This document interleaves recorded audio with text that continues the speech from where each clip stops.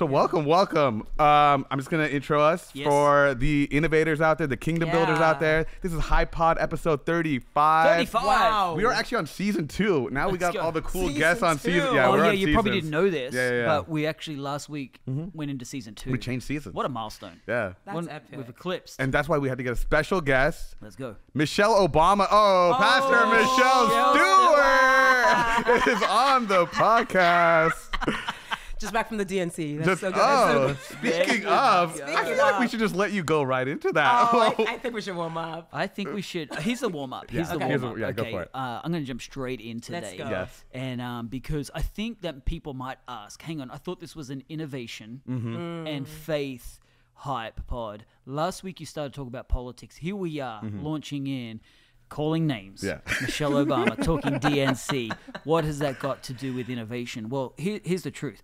Our whole system has a very integrated system with free market capital. Yeah. The way the government allocates spending, the way the government allocates policies, the way the policies are driven definitely determines a business's outcome. Inflation, property prices. When property prices are up, there's no wonder that there's low risk on founders actually entering into the market. When the economy's doing well, we see a lot of philanthropic giving. We see a lot of things tied to what actually happens in the politics. So this is a very important topic. Even if you're the kind of person that says, I'm not that into politics, well, if you're into innovation, into building business, you should be. Yeah. You should be very concerned. Yeah, you should at least be educated. You should know what the topics are people are talking about. Because if you're going to build in this space, in this country, you really got to know. You've got to know. Yeah. So I think that's the warm-up. Yeah. Yep. I mean, we're right in the midst of DNC. And I thought it was really important to have Michelle here because we talk actually a lot about this. We do. As a perspective from what is happening in our country. And maybe, Michelle, you could give us a thought from you. Yeah. I mean, you watch the RNC, you watch the DNC. What would you say are the biggest differences that you're seeing coming down the pipeline right now for the American people? Oh, I think something that's been sort of illuminated to me is you have a lot of people that are entrenched in what they think their party is about, right? So the Democratic Party of 2024 is not the Democratic Party of 1996. And what you're seeing happening is that they are almost real-time reinventing who they want their party to be. Right. Same with the RNC. Like I would agree. You know it's what I mean? the The RNC, it opened up with, what I can't remember what religion she was, but it wasn't Christian. They were doing the prayer of some form, and it's like there is an element that party is also reinventing or looking what it means to be a Republican now is a lot more open, I think, than it was before. So I think you're finding like it's like we're real time watching people, organizations, parties reinvent themselves. Right. And what we have to do is like the American people watching it. I put this interesting poll of, are you Democrat? Are you Republican? Or are you neither? Right. And there is a growing base that I think can't find themselves in either one of those parties right now. And it's really who's going to end up winning is how much can you be something for that middle group of people. Right, because you have a lot of people that are just like, look, I'm not, like you say, they're like, I'm not that into politics. Like, it's so messy. It's name calling. I really don't understand what's happening. How does the regulation here impact me? Like, and so they just stay out of it, and they're just like, well, what I do understand is that McDonald's ice cream cost me $3.49. Right. And it used to cost me $1. Right, and now, right. and so now they're listening, trying to figure out like, okay, so the things that are important to me, which party speaks to that? Yeah. And what you're finding now is that people are listening for their party, and the parties are playing to that a little bit. They know what will get a certain type of base to listen in. If I say certain buzzwords, you're gonna pay attention. Yeah. And I'll say we have a good spread of like people that are in politics. I will say I'm closer to the side that doesn't care about politics. I'm like a one issue kind of voter. I think it's mostly around you can never really trust what you're getting from the government and politics. And so it's so much of that has to come on you to go dig into it and find the people that you can trust and all that kind of stuff.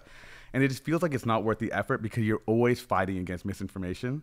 And then there's just so much drama around it. It's like if I wanted to just watch TV, I'll just go watch like a TV show or something like that, right? But it's important, like you said. So it's still not something I'm going to close off. I got to just be aware of what's happening. But I think the things that really matter to me are the things that affect my life directly. And so I think I take probably a different position. My interest in politics is the drama, in the sense that it's high stakes reality. Yeah. You love drama because you love sport. Yeah, love it. And people love football, they love basketball because it's actually no risk drama. There's, at the end of the day, if your team loses, so what? Right. It doesn't affect your life. In politics, and let's not say your team, but the values that you believe what this country should be built off, if that party who has those policies doesn't get in, well, then there is an impact on your life. That's a really good point. And I think growing up is being willing to go from sports, which is a no-risk thing, to going into politics, which is a high-risk thing, but taking a stance one way or the other and being able to have those conversations. But it's much easier in sports when it doesn't really matter. You can kind of just move on. But here it's much more divisive and much more, you could lose friends just by saying who you're voting for, right? Yeah, you can. I think that seems to me to be a modern era thing. I think you used to be able to sit down with someone at the table and they'd say, oh, I'm Democrat. Okay, interesting. Why? Or and I don't think anybody ever said they were Democrat, or they said I'm liberal or conservative, seemed to be more of the thing. But I could vote either way back in the day. Nowadays, it's very much entrenched. I mean, and I think the dividing line, the dividing chasm is very, very clear. How do we open that up? How do we open that conversation up? How do you guys do it? How do you guys open that conversation up?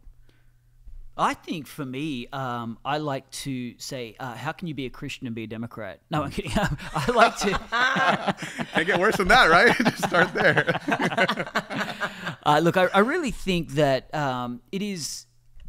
What we have, okay, let me answer that with a synopsis, okay? Because I agree with Pastor Michelle. I feel like what you have is two parties that are emerging within what have been the parties, okay? I feel like what you've got is you've got a new Republican Party trying to emerge. Yeah. I think they're trying to be reasonable in the sense of some issues that have been hardline right, you know, I would say Christian nationalism that really hasn't suited the broader body. I think they're trying to get some entrenched people out of the Republican Party, like the Mitch McConnells, those kinds of people who are war-focused and all that kind of stuff. And they're trying to minimize government and trying to close down borders. There's a lot of new Republicans that are actually got fantastic, actually well-meaning America First policies. Yeah. Then I think what you've got on the Democratic side is you've also got an emerging party that really are playing to personality bias, racial baiting. I think it's very much appealing to the American who is led by feelings. So therefore, for them, policy isn't paramount. That's what we're seeing with Kamala Harris. That's why you don't even really know her policy positions, because to them it doesn't matter. If I can just play the personality, I win the person and I win the vote. And so the thing that would actually work against them would be revealing their policy positions, because then that would be able to create for the Republican Party a counterpoint. It's interesting that Kamala has completely flipped on any policies that she's actually presenting right now. It's just a mirror of the Republican Party policy. And I think this is a tactic. Let's do this. Let's present similar policies, but with go after the personality and try and win. But then oh, she's going to flip on everything she says because they've got no problem with lying. Now, why do I believe that the Democrats have no problem with lying? Because they push transgender ideologies, pronouns. If you look at Kamala's party, you have 9 pronouns that you can identify yourself as. Now, fundamentally, as a man of God, I believe that if I go along with someone's pronouns, I'm enforcing and reinforcing a lie, and I can't do that. I need the truth. You're a male. You're a female. There's 2 genders. So I think what we've got is them have got no problem with telling one thing but completely doing something different once they get past November. I think it goes into, I would love to touch on it. It goes into what you're saying about not really having a stance, and now you're trying to just reach everybody, so you're kind of shifting. So yeah, exactly. So here's the thing. Oh, yeah. I lived in Chicago 2008. Barack Obama got elected. It took everything in me not to drive the 20 minutes to Grant Park and be in that place and just celebrate our first African American president, right? And that was a big deal for you. It was. With being black, having your background. Yeah, being in law. He was a professor at the law school I went to. It was, and I so understand that sentiment of like, wow, someone who looks like me in this nation has achieved, and especially being an immigrant, we like to like had achieved the top. Like you're literally the most powerful man in the world, and it's like it gave hope. I did criminal defense, and so some of the kids that were in the detention center, I remember like calling them the next day, and they were like so inspired, like I'm going to change my life around because I can see some, and so I do understand that.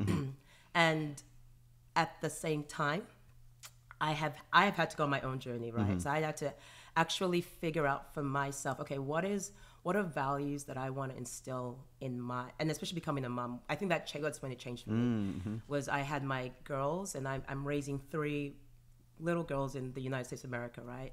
And so it's like, okay, what is the country I want to leave to them? And I hear what I've realized is there's a lot of talk. There's a lot of, I'm going to use my words to win your affections. I'm going to use my words to win your heart. But what actually happens on the ground, what actually happens in city council meetings, what actually happens at school boards of education, what actually happens in the communities itself is very different than what happens on a national scale. And when you see those discrepancies, we live in a highly democratic elected place. And I work day in and day out on homelessness, on outreach, on feeding the poor. Like I'm in the trenches, I'm in the school districts with the kids. So I can see firsthand what's happening. And when that's why people are like, oh, personality is important. Like he's so mean, he's racist. And I'm just like, I hear that and I get it. Like, because I listened to Michelle Obama's speech yesterday, and it was a lot about like appealing to us. Like, how did your mother raise you? Decency, no name calling. That is a mean man. That's, and I could hear, and I get like, you don't want someone up there. But at the end of the day, it's like, but what did you do? She kept saying, do something. And I want to be like, you do know Kamala is the one currently in office. Exactly. She was like, I've not had hope. Like, I'm like, for the last 4 years, it was your party. So yeah, we too don't feel like we have hope, like, and I say that because it's like, okay, like, can we not make this if you don't vote for her, you're not really black, you're not really a woman, you're not really about, you don't care about the poor. Like, it was this divide between wealth and everyone else. It was like, at one point she mentioned, I'm like, wait, what? She was like, my mother didn't even want to be wealthy. And they were like, yeah. And I'm like, no. Hang on. I've been in, no. When I go to the schools that are in low income communities, we're trying to get them out of actually wealth. I'm not saying you need to be a million, but wealth is actually important. Generational wealth is actually important. Like, let's not demonize that and say like, let's all now not. That's actually worse. That we're making heroes out of people who are victims. Poor. Yeah. And that's what I can't say. That's the part that just irked me, was like the victimization mentality.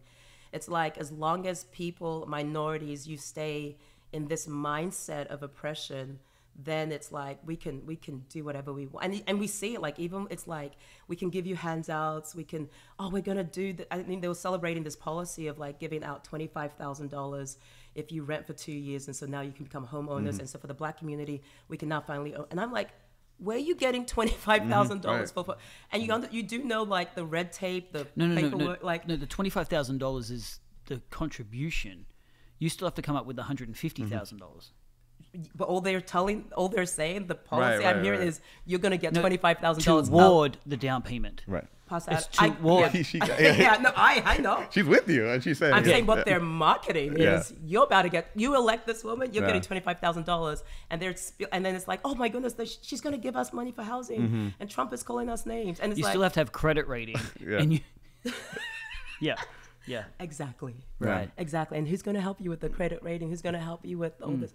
And that's the thing about that I had to realize, is that it can't be a black versus white versus like electing someone just because they're a black woman and South Asian woman, biracial woman. Like, I can't get behind that, because when you follow that thought all the way down, it literally does perpetuate the very system that we're saying we're trying to break, which is race-based inequalities. And so if you're going to use the same system that you're trying to use to break the system, it doesn't work. It's like, okay, I understand that you feel like there is oppression, but I don't know. When I look around at the circles, like I was fortunate enough to come to this country, and I get it. There's gonna be like a whole thing of like, well, you're an immigrant black. You're not the same as like black. And I'm like, there's all these like ways we separate ourselves. It's like, at what point do we actually say like, you know what? What if for our kids it's different now? Right. When does that happen? Like, when do we say like, okay, it's different now? Yeah. And now we can now operate from that place of how do we actually empower? And that's the word that is so missing in any of these conversations that I'm hearing from the current administration is empowerment of people, not let's get them out and do handouts. And as much as you might hate him, one thing Trump will tell you over and over is let's figure this out for yourself. Like, let's actually, we'll get you but let's empower you. And when we could talk about HBCUs and look at what Obama did with HBCUs and look at what, like that there's points that you actually can't dispute because it's actual facts. But it's like, I don't know that as a nation, because of the history and how emotional it can get about it, that we can actually, to your point, have those like academic conversations of let's actually talk about this policy. Right. So I think, but I do think that when two things can be true, I think policy matter, but I do think personality matters. Yeah. Even as someone who's very conservative, I think a personality does matter. So if I was critiquing the Republican Party, it does confuse me as to why there isn't a greater agreement of let's cool off maybe on some of the directed, maybe name calling. Let's really push what's in our favor. Is we've got great policies. Yeah. So that is confusing, okay? But I think when I come down to it, I go, okay, do I have, in the personalities, do I have someone who's at least maybe too honest in their name calling, that I see all their cards? Do you think Trump is racist? No, I don't think he's racist. I think he's if you go after him, he goes after you. So they've weaponized the DOJ against him, and he's really mad about that. Yeah. So, and he knows that specifically Kamala is right behind that. So I feel like he feels warranted in we're in a fight. So I'm going to fight. But when he's going after her being like, well, I don't know if she's Indian, I don't know if she's black. I think that he's speaking what a lot of people are thinking. Because she never came out as a black person. She had previously come out as touting her Indian heritage. But I just want to ask you. I want to ask you a question on that. Yeah. Do you think that matters? Like, do you want your president to even touch on that? That's my point. Like, why is he? What is the? Because I actually been hearing Trump. Yeah. Like, because he knows what's about to happen. Is they're going to parade to the black community, who is a significant voter base. This is your person. She's all of a sudden black female. So it's Obama 2.0. Right. So they're going to win the black community, not on policy, not on promise, but on the fact that she's your only candidate. So he's pulling the thread of, wow, isn't it convenient now to code switch when it suits you? But where were you touting that before when it didn't suit you? Okay, so I don't think he's racist. I think he's just pulling the thread that everyone's racist. Look at that. Are we really unable to talk about things in our country that people are claiming and code switching?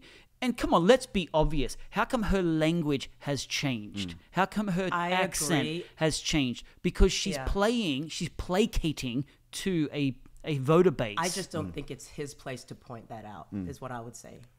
It's like, I definitely think it's whose place is it? We'll see it. The community sees it. No. But if you don't play fire with fire, is that your point? Yes. If you have to play fire with fire? He's the one who's being interviewed. So he's leave it to the voter base to bring that up? If you're at a black journalist, you're in a black room with journalists, that is not the time nor the place to point out, I don't think she's black. Okay, mixed so race, my point is this. It's already a complicated issue. Okay, and you're getting to my point. Yeah. If he played different person on different stages, I would have less That's respect. a good point. Yeah. The fact that he's the same That's person. probably his one selling point, Okay, so that's what I'm saying. He is So what I'm consistent. looking at is I think he's honest. Yeah. And we've got a hypocrite on the other side. Yeah. Okay, so you've got someone who is blatantly lying, hypocritical, and we've got someone at least who's honest, even if it actually is not the smartest thing to say. Yeah. At least I go, hey, you're going to get what you get. You might not like what you get, but you know what you're going to get, and he's going to do what he says, as opposed to someone who's going to tickle my ears and tell me stuff and then do nothing. Yeah. But here's what I think the Democratic Party is doing maybe a bit better on that point is they are painting a vision of America that on the surface, whether or not we can, the actual policies they're going to push to get that work, that sounds like what we would want. We want a place where decency rules. I don't know. I don't agree with that. I think there is a class of society that's what they care about. Decency. There is not even a class. I think a segment of society that they're in their bubble, so they just want decency. But there is a segment of society that knows we're at world war threats. Yeah. So I don't want a decency leader. I don't want I want a leader that is going to be pretty aggressive against our adversaries.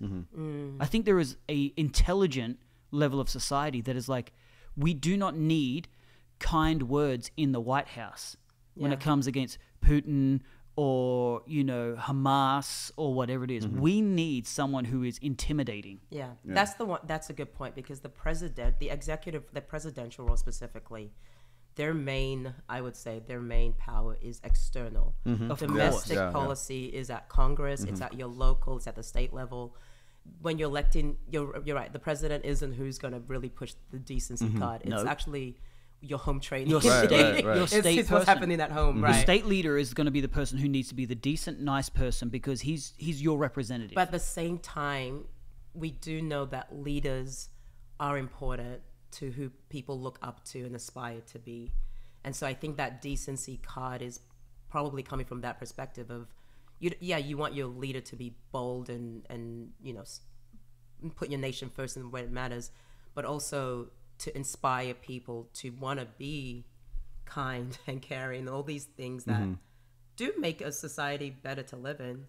Okay, I want to take this podcast in a certain direction. Before we look forward, we have data. I'm a data kind of guy. We have some data. I want to reflect on the 4 years from both. Yeah, I want to see what you guys thought. If you guys just take a step back, reflect on the 4 years of Trump, reflect on the 4 years of Biden, and then kind of the pros and cons of both terms, and then let's go forward in terms of what picture both parties are trying to now paint, because it's based on the past, right? Yeah. So let's go over the first 4 years of Trump. What do you guys both see? What do you remember? Biggest takeaways have to be no wars. Okay, foreign stability, and I would say a progress towards fortifying our border, and I'd say the last one would be economy. So those are the pros again. Okay. They're the 4 pros for me. Okay. Yeah, what about I'll agree. I think there was definitely. I do remember though, in terms of the stability, there were moments like with North Korea where literally, at least from the media, it looked like we were on the verge of World War III because he seemed a little unhinged, a little unstable. But I think in hindsight, when you look back, you're like, but we actually didn't go to war. It did in the moment. It didn't feel like we were unstable. It felt like we had moments, right? We had moments of being on the verge of. But it felt like maybe that's what you want, is your president to be like, I'm crazy enough to go, but maybe I won't go. I mean, he's crazy enough to walk across a border where no one, but it was mad respect. Yeah. It's like, we're America. Yeah. We need to be a powerful country. All right, so those are the pros. Now the cons. I think the cons were obviously some civil divides that were fortified. I think that there was opinions that were put out there. I think the mean tweets definitely were a negative that I think lost a lot of respect. And I think this is where it's in, can I respect this leader? I think that for me would probably be the overshadowing of the negative side was probably the presentation. It didn't feel like a unifying of people. Now, at the same time, if I was just to use that point, that's what Biden came in promising. I'm going to bring the country together. But it was actually the opposite. It was definitely a vilifying of anybody who was MAGA Republican. It was a vilifying of anybody who followed them. He made them the worst people in America and moved towards every liberal ideology and made heroes out of transgender, confused, sick people, put them into places of prominence in the White House, DEI hires, all that kind of stuff. And so it was actually a further divide than the mean tweets. Interesting. So going back, I agree with the negative, because if you think about it, towards the end of Trump's term was 2020 and COVID. So part of it I'm trying to analyze is the world fundamentally changed in his last year, right?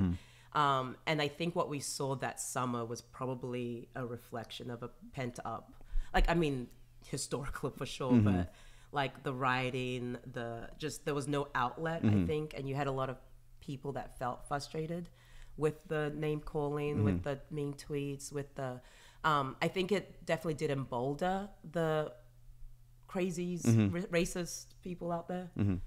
It did. You don't think so? I think it did. I think you saw... I look back at the race riots, or the George Floyd riots, that era, whatever you want to call it. I feel like there were way more opportunists than public. I don't think the mass public were rioting and they were pent up. I see a lot of people who were very much anarchists and opportunists to get out there and love to jump on a rioting bandwagon. Chaos agents. Chaos agents. Let me clarify too. When I say riots, yes, the physical riots, but I think there was a lot of emotional rioting that was happening in terms of like people of color, even if they weren't physically on the streets. Like you had workplaces holding reconciliation meetings. You had churches holding. We had people out there apologizing for things. The amount of apologies I got in 2020, I said, "Oh my!" And then at some point, I'm like, actually. You know, it's where's my apology? And it literally, for a second, it got to a really dark place. That's what I'm saying. I feel like the black community were lied to. I feel like by who? By themselves a lot of the time. What do you mean? Okay, so I feel like what we've got it divided, definitely brother against brother, sister against sister. I feel like there was even people in the black community that were going, hey, we've gone too far, and like, no, we're not far enough. And so there became an infighting even within the black community that people were being divided against and lying to each other. I feel like you're owed restitution, you're owed reparations. Really? Yeah. Okay. Or is it my ancestors may have some beef with that? But I've actually lived in a country where I've had opportunity, where I've actually excelled, that I broke out of my background and my mold. So I just feel like everything was heightened and has been heightened, and it's you said it, it's the emotions that are getting played to. Yeah. And this is what we've seen just this week at the DNC is still, let's keep stroking that emotional card. Let's keep playing to our lowest level life instead of calling us to higher values. Did you want to respond to that? Because I have one meta question before that. Do you want to respond to that? Go ahead. Okay. I want to ask, during that period, do you feel like that's where the leadership and the stability comes from, is you need that central point, kind of like a household with your kids. Your kids are fighting. They need to look for that kind of person at the top that tells you, all right, calm it down. Let's find middle ground. Let's sort it out. Where it's like, it felt like what he did was more of, you know, I want everybody to have a voice. I'm going to say whatever's on my mind. You guys say whatever's on your mind. But there was no, how do I unify that and put it in like a very practical, you know, way that you can use it? Because I think it's good. I think we got to a place where now nobody can talk. And it's like this weird thing. We're on this soft, like we're walking on eggshells. 1,000%. I hate that. I want to get back to talking. I want to get back to talking. Like these are great conversations. Yeah. Nobody should get offended. But it's like, how do you do it in a way that's respectable and kind of, you can actually progress somewhere? Yeah. Yeah, I mean, personally, I think that the reason people don't talk like this is because they're worried about being cancelled. Yeah. They're so worried about even saying black or white because they're like, oh, am I saying the right words? No, I mean, if you've got the wrong heart emotions, then you're probably not going to say the wrong words. Yeah. But if your heart is right, you'll actually talk about it like it is. So that's where I feel like the buy-in is. I think, do we need, to answer your question, a leader that's all about bringing calm? I think in moments of war, I think that calm voice is needed when people are lost. I think in other times that leader needs to break us out of maybe some bad behaviors. I think like a father has a calming voice and a father has a stern voice in a household. A father's job is not just, hey, calm down, everyone. No, a father is like, guys, we're going to be better. Clean your room. Right. Fix up your act. Stop this. And his whole mission going into office was to drain the swamp. The swamp that was existing in the deep state, the swamp that was existing in politics that most people were unaware of unless you were exposed to a certain level of leaders that were literally controlling the party beyond the figurehead of the president. And people don't understand that he wasn't fighting the people, he was fighting the swamp. But people took it personally. And the media did a brilliant job of actually taking his words and making them at the people, rather than what I believe they were directed was at the bad actors in politics. Yeah. I think to your question too, Arun, about like how do we have these conversations? I think so. Part of the reason why Pastor Adam can sit next to me right now and say, I think black people were lied to, and I'm not up here being like, well, as a white man, what gives you the right? It's because Pastor Adam's life has proved he empowers everybody. And I've seen people of color under his leadership thrive. Their kids are healthy. They are strong. He's built a church. And I think sometimes what is missed when we sort of say certain people can't speak to certain things because of, you know, their backgrounds. I've had people tell me, like, Michelle, you can't speak to that because you didn't grow up in the U.S. And so since your ancestors weren't slaves, they were in Africa and they missed the boat to come over, then you can't say certain things. I think we miss, like, the beauty of hearing other people out and being like, look, at the end of the day, like, before I call you a racist, actually look at their lives. And I know people are going to say, well, racism is not individuals, it's the systems of powers. But I'm like, oh my gosh, you know, there's a point where you actually have to be like, I need us to, like, words need to mean what they mean. Like, that's the first fundamental thing is we're in a day and age where, like, language can be whatever it is. And so let alone try to have a conversation. So if I say the word racist and you said, and it means two different things, we're not having the right conversation. But I think for me, and I really know for a lot of, I'm not speaking on behalf of all the black community, but I do have a lot of black friends, you know, I think there is something about for the black community, love language is deeds. Like, for so many years, we've had communities come in and say all these things, but show us what you're gonna do. And I know people who are Democrats that are voting for Trump. I know people that are black Democrats voting for Trump, not because they love black people less, not because all of us, but they realize, show me your deeds. You can say whatever you want to me, you can make me feel good, but at the end of the day, if your deeds don't back it up. And so when Pastor Adam talks about certain things from the platform, and he rarely does, but like, in this podcast, and you get offended, it's like, I need you to show me how many hundreds of black people you've empowered. Because this man next to me has empowered hundreds and hundreds. But this is what gives me But this is what gives me hope, is that there are a lot of people who are waking up to the lie that they've been lied to. Yeah. They've been lied to. Hey, if you're black, vote blue. Because the Democratic Party is the only party that cares for black people. But guess what? Nothing has changed. So they've believed a lie. They've been lied to. But now there are a lot of people waking up going, hang on, your words are empty. We've been voting blue and nothing has changed.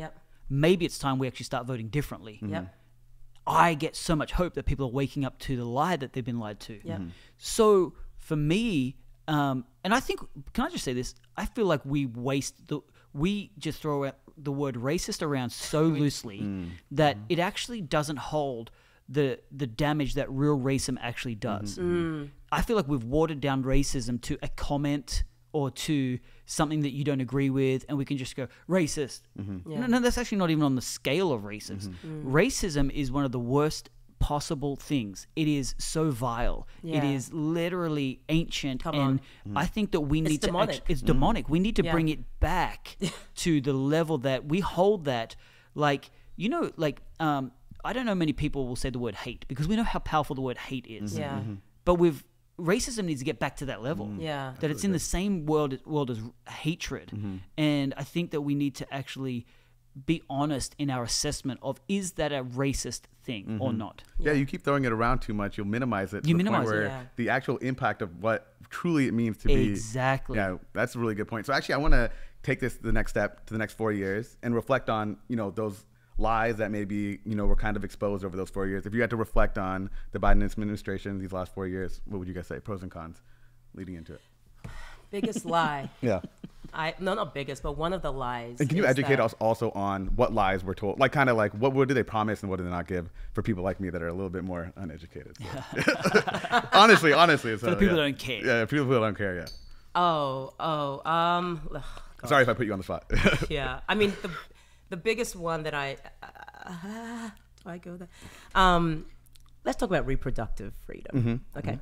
I think one of the masterful things that this administration has done, specifically Kamala Harris, is made what is murder sound like freedom.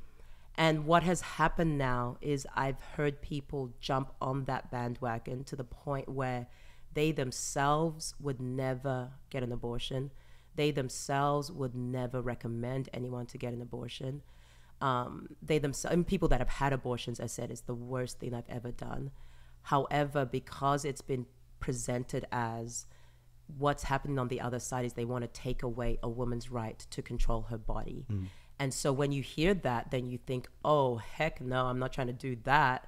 So let me jump on all these policies. Oh, it's going to stop a person being able to choose when they're going to have babies, all these different things. And I'm just going to be real practical. So it's like, we want to allow reproductive freedoms. You should be able to choose if you want to have a child or not, if you want to have an abortion at any point. The state of California, which I would argue is one of the most liberal areas, it touts itself as the, what would they call, like reproductive freedom haven. Like if your state can't let you come to California, we'll let you. Even the state of California has a point when it says, hey, as the state, we don't think you are able to terminate this pregnancy. In the policies, they call it the age of viability, which is around 24 weeks. So basically when we believe the baby can live outside with current modern science, then it's a natural life. Criminal law in California, if you kill a woman that's pregnant, and at that point, I don't believe there's a lower end of it, but so the woman has to know she's pregnant. So usually it's probably at least 6 weeks, right? Homicide, you are charged with double homicide. Okay. So it's internally within the system we have here, there's a point where we think the thing inside that woman's body deserves independent rights alone. No place do we say unfettered woman right to choose. No place do we say a woman has an unmitigated ability to determine what happens to her body, because we realize at some point there are two lives. What we really need to be debating is, what is that point? In the state of California, we say 24 weeks. Some of us believe it's the point of conception. But at some, like, that's really, it's not a woman's right to choose versus a state's going to control a body. It's actually, the debate should be, what point do we recognize the life inside of that body as an independent life? And I can have that academic conversation with you. But I think I use that as an example of like what has done is an emotional plea of getting to people to be so riled up about a woman's right to choose, a woman's right. And so now if you're not voting for that, you're anti-woman, like an entire gender you are against if you're not voting for that. And you have to ask, why are you pushing that agenda so hard? Why can't I just have a different opinion? Like, actually, I think, and I want to live in a state that says, hey, if you can detect a heartbeat, maybe let's not kill the baby. If there's like you can have some, like, I'm taking away like the faith aspects for just a second, even though I know I'm passing, there's a whole other aspect. But even if that makes more sense, as a logical than just to say an unfettered right to choose what happens to your body, and that's what we're going to push. And so when people hear like, well, their policies, it's not mean, it's not, they just want people to choose. Like, you can just not choose it. It's like, oh, actually, it's conflating issues. They conflate a lot of issues together. And so I've seen that happen. I think the Department of Education is a hotmess.com. I think a lot of education is a very complicated, and I'm not, going to say I'm the expert, but I do know it doesn't work where you have federal level funding that is controlled at the federal level, and you're able to then decide what the states will get based on what curriculums, based on what testing, and then you've got it doesn't work. And I think like when you hear, oh, they want to shut down the Department of Education, and people are like, oh my gosh, I'm like, do you actually know how education works in the country? They're not saying no education, they're saying let's actually empower the people that know, the people that went to school to study what education, let's empower them with the decision making instead of bureaucrats in DC deciding. So anyway, sorry. No, that's great. That was very educational. So smart. Yeah. That's fantastic. That's why we're very excited to have you on the podcast. So. That's why I hired her. No, but I think can I add to that? Yeah, please. Because I agree with all of that. I would have said pretty much exactly the same thing. I think the thing that frustrates me probably about Biden's administration is just the utter hypocrisy that it must be so confusing to be a Democrat to believe, what do we believe now? Because we don't believe what we can define a woman, but yet now we're advocating our first woman president. Okay, so you have to do mental gymnastics all the time to kind of tote the party flag, right? It's like, well, what do we believe now, and tell me what else to believe. And I feel like that's the party, is tell me what I need to say, tell me what I need to believe. Whereas that would just be really stupid of me to even try and keep up with what are we saying. And that's what I feel like the Democratic Party does. It's like, I have to toe the line, so tell me what I'm saying now. But I think one of the other biggest things is just the utter disregard for our country and its safety. I think the selling off parts of the border wall that didn't get finished under the Trump administration and selling the leftover metal as scrap, only to now have to try and find money to build it. It's such a disregard for our nation, just at a spiteful level of going, I'm going to not do what the previous administration began. I just feel like that is very disrespectful. I think it's disrespectful to the American taxpayer who invested so much money into that. And then just to realize later that, we've now got a hot mess where we've got, 20 million illegal immigrants that have come across the border during their administration, that and that might be underplaying the actual amount, and to know that there are known terrorists that have infiltrated that group, that now puts my family at risk. So and then there are many points that would make me not be able to vote Democrat, but that one, you put my family at risk. I think that is one of probably the worst acts of the administration. Yeah, actually, it's very curious just listening to you guys both talk about this. Very educational, by the way. It feels like there's this through line for that party to just open everything. We want to just be all inclusive. We want to make sure if you feel like it, you can do it. If you want to be in, you can get in. But it almost, instead of it just being it almost creates more confusion. Yes. Like you now don't know. For sure. Really, there's just too much, right? There's just, I can be any gender now? Okay, great. Maybe I do want to be any gender. Right. Look, And it's like this confusion is actually worse for our country than you need restrictions. Wow. And we go back to this like parenthood thing, right? Yeah. Really, Go that's how ahead, I Arun. feel about this. Well, is kids that. thrive under boundaries. Yeah, you need it. So kids are secure when there's boundaries. Yes. When there is no boundaries in the home, a kid doesn't prove feeling more secure or more loved. They feel less loved. Yeah. So the Bible says if you love your children, discipline them. So Yeah. discipline is actually love. Yeah. God loves us. That's why he disciplines us. It's so important. Yeah. Oh, no, well said. I think absolutely brilliant. I feel like on immigration specifically, so I came here in F1 student visa, went from F1 to OPT, from OPT to H1B, from H1B. I went through it was a arduous process for me to, over time, and I was, highly educated in the US, and at some point it was like, why is it taking so long to go through this process? But after you go through and look, there are so much that can be fixed. Yeah, I for believe sure. like there's a policy being at least presented that if you get your higher Yes, education that was here, fantastic, I yeah. said you Yeah. are Yeah. Vote. that in itself. One issue. Vote. Like if you but then you realize, like, if to your point, you said it so brilliantly, like over inclusion does not mean harmony. I think there's this lie that's been told that if we're just inclusive and everyone comes, everyone's just gonna behave and act well. And you realize Kamala was a prosecutor in California, and we could talk about her record here if we want to. But at some point, you realize there are bad actors in this world, and I think there is a naivete maybe among us that we want to just believe in the goodness of humanity. And as soon as you hear there are restrictions and maybe there's a reason why then you're like, wait, why are we being so mean, quote unquote?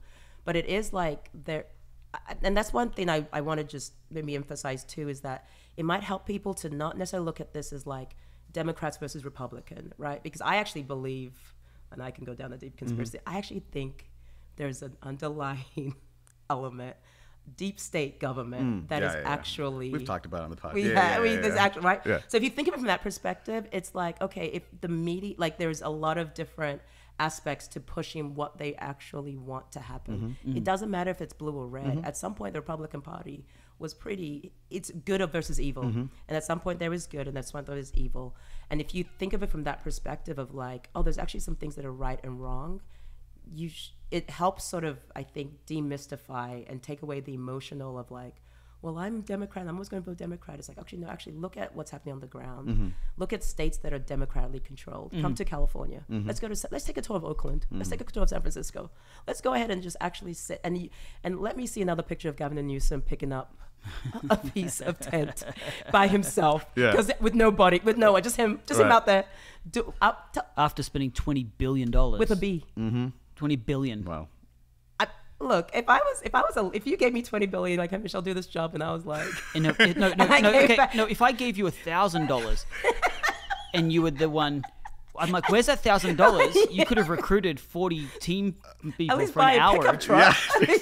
Yeah, So you have to then be like, okay, why we're coming so hard on the Democratic Party is, again, looking at deeds. But is propaganda still like such a powerful tool that there is a mass amount of people? There's a beautiful clip out there back from the pandemic, and there's this reporter talking to this guy. I wish I could pull these things up like at will. Describe it. Let's see if it's almost like this ex-old Navy Ranger or like I don't know, like a Navy SEAL, and they're interviewing him. And they're asking him, like, what would you like to say to all the people that got the jab? Are you calling them? What would you like to say to them? And he says, I understand. I can talk their language. Let me talk to them. And he goes, ba, ba, ba. And he starts barring like a sheep. And the guy goes, so are you calling them stupid? And he goes, yep. Just like, don't care about being cancelled because, but I think there are a lot of people that just go with what they're told. We saw that in the pandemic. We had to get first shot, second shot, third shot, boosters. And people were like, oh, what else do I need to do? Tell me what to do. So propaganda works. Yeah. And so I don't know what it takes for people to literally wake up to, am I going to believe the media, or am I actually going to start to think for myself and what works for my family? Let me play out these policies. Let me play out another 4 years of this. Let me play it out. Did it get better or did it get worse? I want to really stay on this because I actually think this is probably one of the biggest problems that we have today is that the systems are in place for us not to think for ourselves. Yes. And I think that's like the biggest. So I would actually love for you guys to both touch on that. How do you guys, because like obviously you guys think for yourself, how do you break out of that for people that are listening? How do you like really empower yourself to think for yourself and then get other people to think for themselves? Because I think more people want to be told what to do. And this has been my Apple versus Android debate, and we can go there. But people really don't like choices. They just want to be told this is the way that you should do it, and they just want to do it. No, I think there is a lot of people that I agree with you that do not like choices. Just let's make this easy. Let's make it all go away. Yeah. Ostrich syndrome. Let me put a head in the sand and tell me when it's over. They're the people who don't vote either party. They waste a vote. I'm just going to go on record and say the dumbest thing you can do is say, I don't like either party, so I'm not voting. Okay, well, you don't exist as a citizen. That your citizen right is to help determine the future of the country. So if you don't like either, start to educate on which one you like less than the other, okay? At least. And it's not personality, it's policy. What's going to benefit my family? I would say most people start caring when they get a mortgage. I've heard that argument. Yeah, because the moment you get a mortgage, ideals go out the window because you've got to pay this every month. And now all of a sudden you care about how much tax you're paying more than ever. You care about what your kids are going to inherit. You care about your little patch of freedom that is owned by you in this land. And so all of a sudden a mortgage begins to change. How do these policies affect me? Because generally after a mortgage is when you get kids. And then when you get kids, you think about their future and the world they'll inherit. And it's not just about when you're a teenager and it's like, free love and niceness and all that kind of stuff. Actually, things begin to matter beyond maybe a personality. But I will say mortgage is part of that system that keeps you locked in. So now it's a system provided to keep you under loan for a long period of time. And now that's one way to look at it. That's a very basic way to look at it. So you can look at it as a system or an opportunity. Okay? So in America, I have got this beautiful system called the free market system. What I do is I want to get a broad of assets that will actually create capital gains because the market is increasing. So if I see my mortgage as 30 years locked in, okay, or can I leverage that debt and the equity to actually maybe launch into a second market, start to get a set of properties, not just one property, and actually begin to work that as a tax write-off. All these different things that I have to my advantage if I educate myself. Right. The tax system is not a penalty. The tax system is a game. It's a game that the smart people who educate themselves on tax learn how to use it for their advantage. That's what I'm just going to say. No, I agree. I think that's the difference, right? But I think most people would fall into the camp of... in the sheep category. So if you're a sheep, you think, oh, I've got to pay tax. Now I'm locked in. And if we go back to the education system, the education system is more of a locked-in system than I would say the tax system is. So the education belief is that I've got to do all these years of school, then I've got to go to 4 years of college. And most of the time, the people who actually go to 4 years of college are so sick of studying whatever it was, if it was a liberal arts degree or something that actually doesn't really benefit them, it actually puts them at no advantage in life. Whereas the person who actually was entrepreneurial in the free market system of America used the system to their advantage. They got out of that wrong system and they got into the free market system and they learned a skill. They put their skills to work. Actually, what I call a skill is not an education. That's only a skill when it starts paying you money for that thing. Okay, so you can develop a skill quicker that you can actually start making revenue from. That is a far more advantageous skill than a 4-year degree. Yep. I think we have to fundamentally get a disdain for allowing someone to tell us how to think. Our minds that's good. is one place that nobody should be able to control. And that's why to your point earlier, it's like there is this I don't know that people don't want choice. I think they want to be able to know how to choose. Yeah, that's a real better way. You know what I mean? Because I think if they had like a cheat code or they had like a way to be able to distill the information. So I think if you first have to realize like, okay, first of all, am I just being told what to think all the time? Yeah. And I love But that happens on the right and the left. Yeah. No, for sure. Groupthink exists in both. Exactly. And that's why I'm like, when people are like, are you Republican, are you Democrat? I'm like, neither. No, neither. Like, I'm actually coming to these decisions as an independent thinker. I'm using the mind that I've been given to be able to make a decision, which allows me to say I'm going to vote for this person here. And also not be associated with race. You know what I mean? Like you get to be able to think for yourself. It's not all or nothing. And I think we've lost that, and we've used nuance for the wrong thing. It's like I want to be able to be nuanced so I can just allow all inclusion. It's like that's not what nuance is for. I think groupthink is there because we inadvertently want to rally people to reinforce that I made the right decision. So that's why we want groupthink. Like I was listening to something that Joe Rogan was talking about a podcast the other day, and it seems like he keeps selling Austin. He's moved to Austin and he tells people, oh, when are you moving here? And he keeps advocating and he keeps like asking, when are you moving here? When are you leaving California?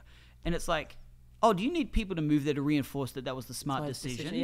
Or are you now regretting that decision, but I'm locked in, so I need to reinforce that this is the right decision, huh? Everyone's moving here, huh? Yes. Whereas most of the people who've moved to Austin have now moved out because they're like, the weather sucks. And yeah, the politics suck in California, but you cannot substitute the weather.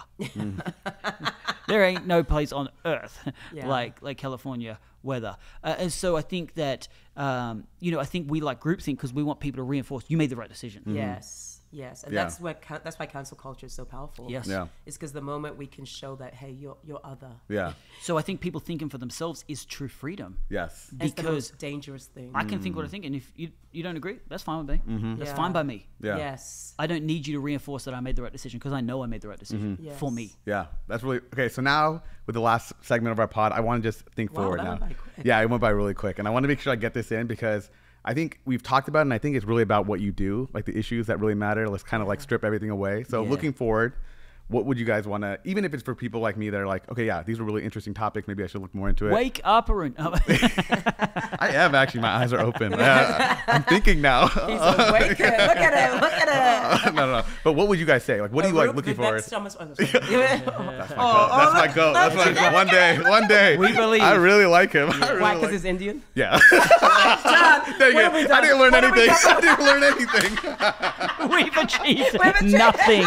We've achieved nothing. Sorry. My bad. Oh my I like the way he speaks and the issues. I don't know any of them, but I like it. I really do. But yeah, looking forward. What do you guys want to see? What are the big issues for you guys that you want to see change? I mean, it's pretty simple for me. I don't like war. So I don't think we should be driving the war machine. And we've got war machinists that exist in the government. I don't think we should. I, as an immigrant myself, and to Pastor Michelle's point before, the process that I went to move to America and to go through it legally, it was a rigorous and expensive process. But I love the fact that I did it legally. I love the fact that I upheld the law, that I'm not a liar or cheater. I've got integrity. So I think that having a border policy, and I say a border policy, not just a border wall. I think we need a better border policy, because I do think that there are people that do not have the advantages that maybe I had of education status, level, and financial means to make the immigration. But can we have a better policy that assesses people quicker without all the red tape? Because it does take some obscene amount of time, and I think we need I'm not saying more a liberal policy, but a better policy and a better procedure that can actually have a more efficient government. And I think a more efficient government is a big one. So we need to get rid of deep state. I definitely think we need to minimize the government. I think a lot of the things that I love through even Elon and Donald Trump's conversation was about reducing the government. I think having smart people like Elon on there to try and look at what is waste in the government. How are we going to deal with our debt ceiling? What's our plan to get debt minimized instead of just spending more? I think inflation, all the economics, that's big for me. Yeah, I agree. I think I want to see us be more about America than the rest of the world. We do not do good being umpire to the world. I think there is an arrogance that America has sort of walked in for a while, and we're losing credibility. If your home life is looking like a hot mess, you can't go to another nation and say, hey, we're going to come here and help you clean up. True. And they're looking at you like, you got people who sleep on the streets like we do, So I think let's actually, to your point, let's not get into another war. Let's repurpose all those fundings to domestic use. I believe America can be the most prosperous nation where every citizen has enough to live on. No one here should be without food, without shelter, without, you know what I mean? Like there's actual things. And so I think looking at policies that really do focus on America first, making America the greatest nation in the world to live in. And I think there are countries that are light years ahead of us in a lot of areas when it comes to even family. Welfare, all of that. Like, mental institutions. How we pay taxes. There are countries where literally you can calculate exactly how you pay a tax in 5 minutes and pay. It's like the efficiency. And I'm like, why are we so archaic here? And I think so. I think the education system is the other area for me. I think we really need to take a look at that and look at, to your point, 4-year institutions are starting to fail. Like I know Ivy League college system and all of that culture is really big here. But it's not producing what we needed to produce for. I mean, the education system is to produce mindless workers. It's geared that way. I would love an education system that was producing entrepreneurs, free thinkers. Yeah, no, I love that. And I just want to say, it's really funny just hearing about all the issues you said. None of them was around like gender. That stuff like really is just like a really That's just nonsense. Like confusing topic. These are important things that we should really be caring about. It doesn't matter what side you're on. These are like topics that we should all be worried about. Exactly. And so I think this is a great conversation. I just want to say for all the listeners out there, it's been a fun conversation. We tried to These come are in our hot. opinions. And I don't say that as an apology, but this is an invitation to also have that conversation with us. If you want to reach out to us on hypenetwork.org, our email, please reach out to us personally. If you want to continue this conversation, but we need more of this. And so, Pastor Michelle, if you ever want to come back, please, we can do a part 2 of this podcast, but it's been fantastic. We should do a part 2 because we've got so many more things to talk about. We got a long election process, so we should definitely do it. That's so true. We gotta. I try my best to come in hot with these things. You know what I mean? After the debate. That would be a debate recap. Done. That would be fun. You're locked in, by the way. A debate live stream. Let's do it. A live stream. That would be. Oh my gosh. I love that. That would be fun. But we're gonna wrap it up here. Thanks for listening, guys, and see you next week. Love Cheers. yous.